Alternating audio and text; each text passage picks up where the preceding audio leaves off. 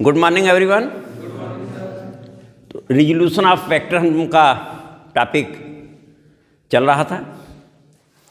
फिर हम लोगों ने उसमें कंपोनेंट ऑफ वेक्टर बताया। अगर हमारा कोई vector A I plus B J plus C K है तो इस वेक्टर के कंपोनेंट्स हमारे ए कामा बी कामा सी होते हैं। जहाँ ए क्या है, एक्स अक्ष की दिशा में हमारा घटक है, कंपोनेंट की हिंदी घटक होती है। बी वाई अक्ष की दिशा में और सी जेड अक्ष की दिशा में होता है।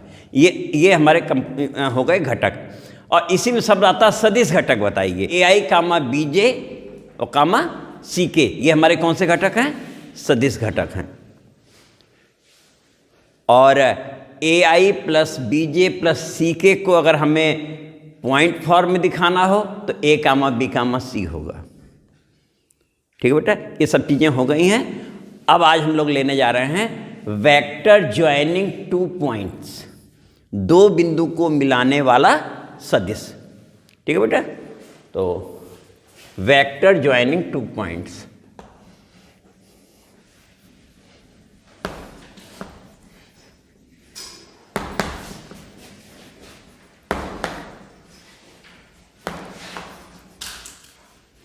ये बेटा है, तो let P and Q are two points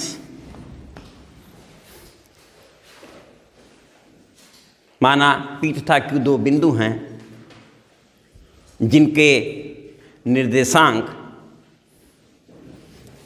late P comma Q are two points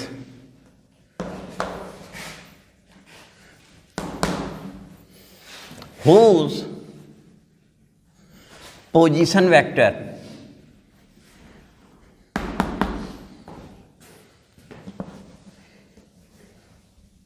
position vector कहें या कोऑर्डिनेट कहें, स्थिति सदिश या निर्देशांक, दोनों शब्द यूज होते हैं। अदिश की बात करें तो हम निर्देशांक कहेंगे और वेक्टर के रूप में बात करें तो क्या कहेंगे? स्थिति सदिश, पोजीशन वेक्टर। किसी भी पॉइंट की पोजीशन ओरिजिन के रिस्पेक्ट में जब बताई जाती है तो position vector of that point वो कहलाता है। तो let P comma Q are two points whose position vectors are x1 comma y1 comma z1 and x2 comma y2 comma z2 respectively. ठीक है बेटा, तो P का पोजीशन वेक्टर ये हो गया और Q का। अब हमें वेक्टर PQ फाइंड करना है। ठीक है बेटा, तो इस समय हम लोगों ने ये निर्देशांक अक्ष बना दिया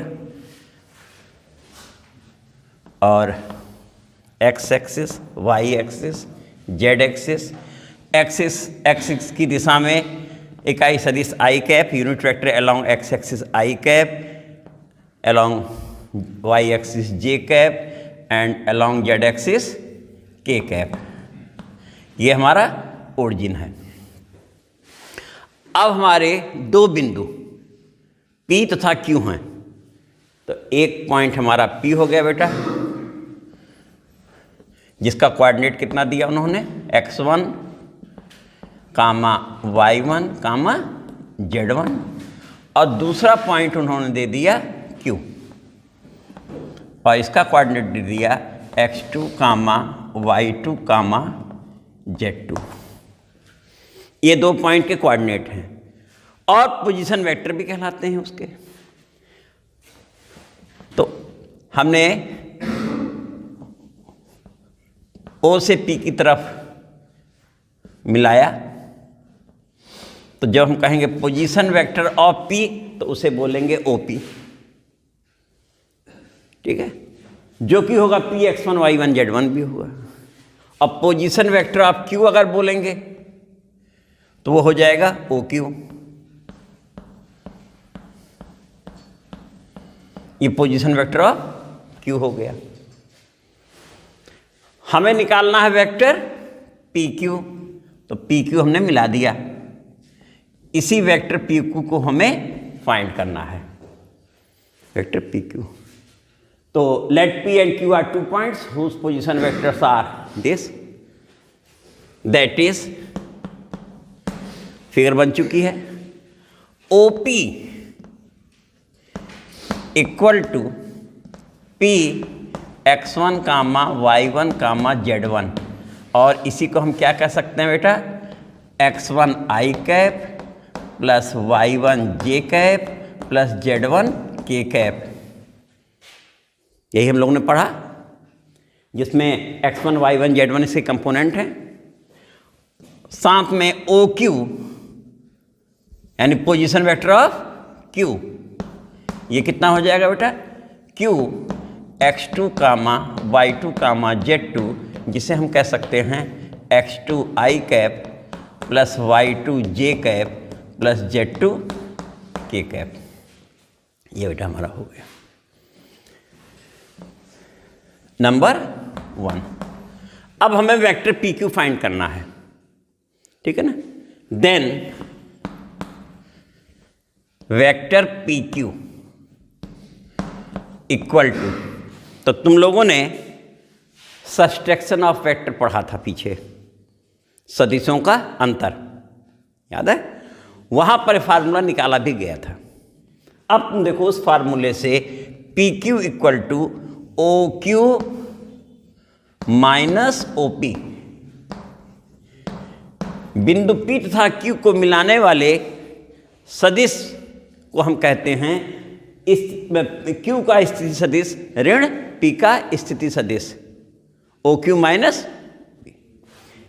यहां से हम आए तो अब नंबर 1 से वैल्यू फिट कर दे रहे हैं. ये हो गया x2 i cap plus y2 j cap plus z2 k cap minus x1 i cap plus y1 j cap plus z1 k cap. बेटा ये कहाँ से रखा हमने, नंबर 1 से रख दिया. अब इसे हम लोगों ने i वाला i के साथ, j वाला j के साथ और k वाला, फिर ये एक हमारा वेक्टर बन के तैयार हो जाएगा जो क्या कहलाएगा, PQ. तो यहाँ से बन जा रहा बेटा x2 minus x1 i cap plus y2 minus y1 j cap plus z2 minus z1 k cap. ये हमारा वेक्टर PQ हो गया. अब अगर हमें इन दो बिंदुओं के बीच की दूरी निकालनी हो, that is distance between 2 points P and Q, यानी कि हमें PQ निकालना है. इसका मतलब जो अभी हम लोगों ने इससे पहले लेक्चर में परिमाण यानी मैग्नीट्यूड पढ़ा, तो इस वेक्टर का अगर हम मैग्नीट्यूड निकाल देंगे तो हमारी distance between 2 point P and Q आ जाएगी. तो नेक्स्ट इसमें हम लोग लेने जा रहे हैं बेटा, इसका नंबर डाल देते हैं 2.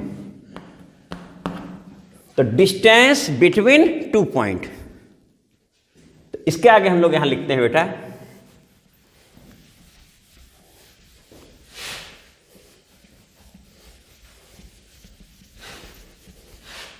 ये हमें मिला है PQ बेटा, है ना. ये हमें PQ मिल गया है, ये हमारा नंबर 2 हो गया. Distance between 2 points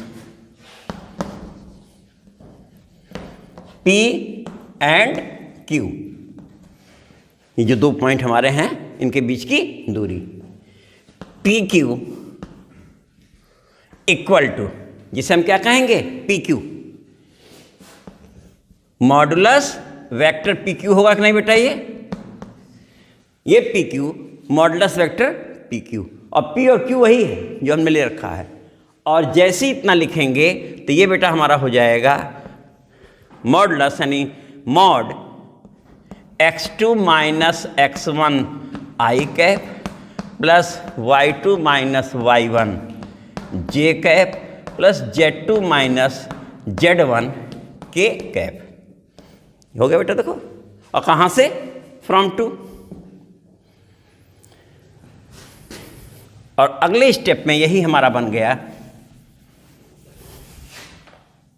this is equal to under root क्योंकि तुमने वेक्टर आर का मैग्नीट्यूड निकाला था mod of X I plus Y J plus Z K equal to under root X square plus Y square plus Z square.